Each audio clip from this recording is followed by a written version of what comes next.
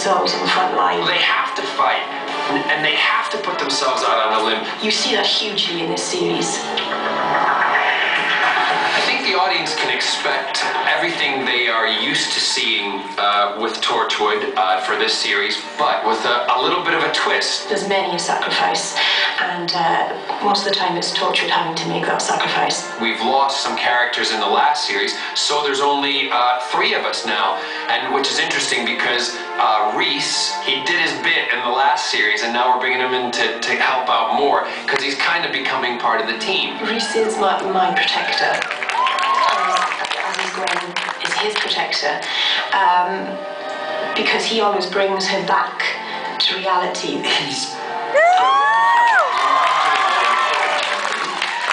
He can go home, he can cook for when Gwen comes home, she can share everything with him now, he knows everything about it. So he constantly kind of brings her back to, you can't be a superhero all the time. Inevitably, he is going to get caught up in the ongoings and the crazy world of Torchwood, but Reese is just happy plodding on in his own little life, having the normal life, and every now and again he has to come home and listen to some kind of crazy tale about an 8-legged mouse or something like that, yes.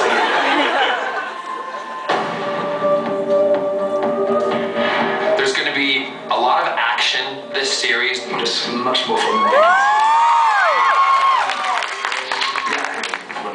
Bullets. I love it. I get so excited about these scenes. I was like, right, I can jump. I'll jump through the air with not 1 gun, 2 guns. Through most of the first and second series, so I felt like I'd been invited now to an aspect of the show which I didn't feel fully part of before.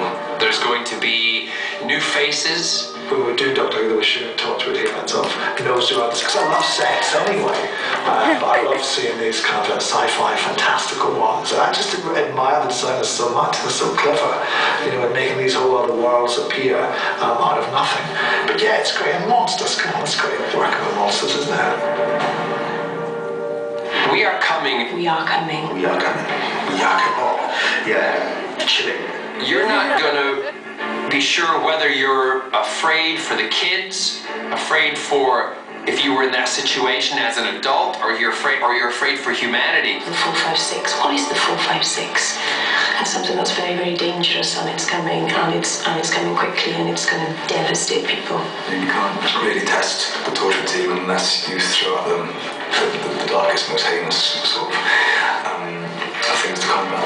Just the amount of extraordinary things that happen, and as they find out, as they go along, as the episodes sort of tick over, minute by minute they're finding new stuff out, what's coming, what's happening. An audience will watch the first episode and be hooked straight from the beginning, because every episode ends on a cliffhanger. That's going to really excite the audience, bring them to that kind of frenzy every night after every show. Russell T Davies and the other group of writers keep giving us fantastic character traits to play, and wonderful, wonderful storylines. You're really hitting on something that's quite hits a nerve. So I think Torchwood is going where no one is tending to go at the moment in television shows. So it's quite cool.